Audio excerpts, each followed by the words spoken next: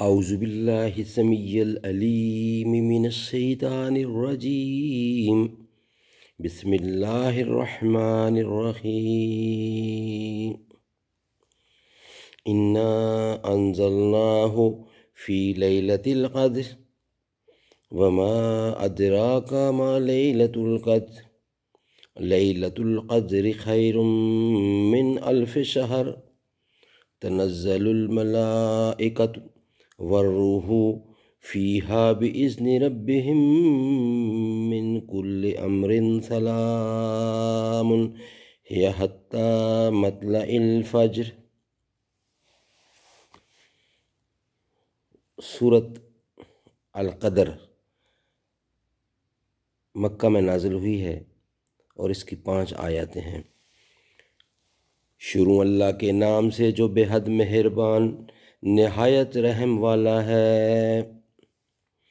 ہم نے اس کو اتارا شب قدر میں۔ انا انزلناہ فی لیلۃ القدر، ہم نے اس کو اتارا شب قدر میں۔ وما ادراک ما لیلۃ القدر، اور تو نے کیا سمجھا کہ کیا ہے شب قدر۔ لیلۃ القدر، شب قدر کیا ہے؟ شب قدر خیر من الف شہر، شب قدر ہے بہتر ہے 1000 مہینوں سے۔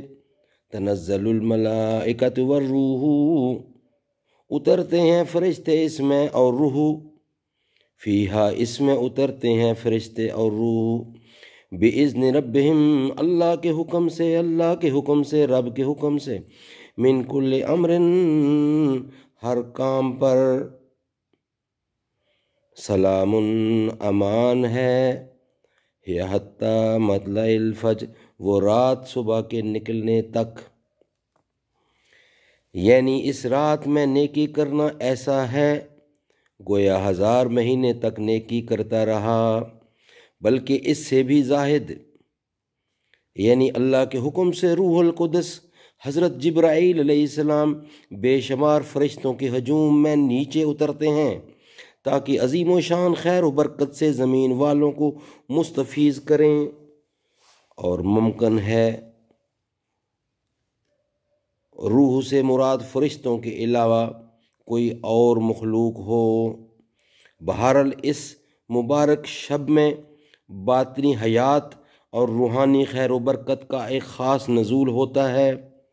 یعنی انتظام عالم کے متعلق جو کام اس سال میں مقدر ہیں ان کے نفاذ کی تعین کے لیے یہ فرشتے آتے ہیں۔ من کل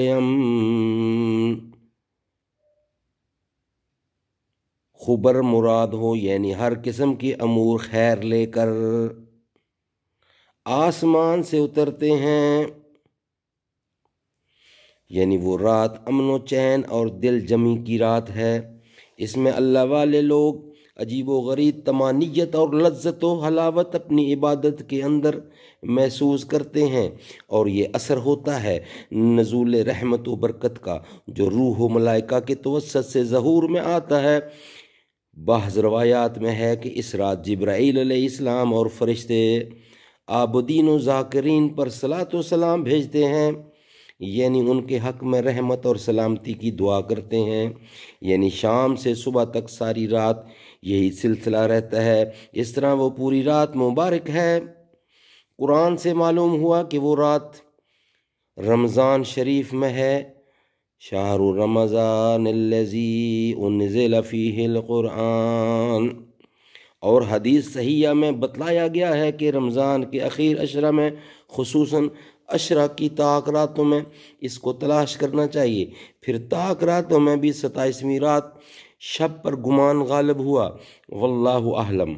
بہت سے علماء نے تصریح کی ہے کہ شب قدر ہمیشہ کے لیے کسی ایک رات میں متعین نہیں، ممکن ہے ایک رمضان میں کوئی رات ہو، دوسرے میں کوئی دوسری۔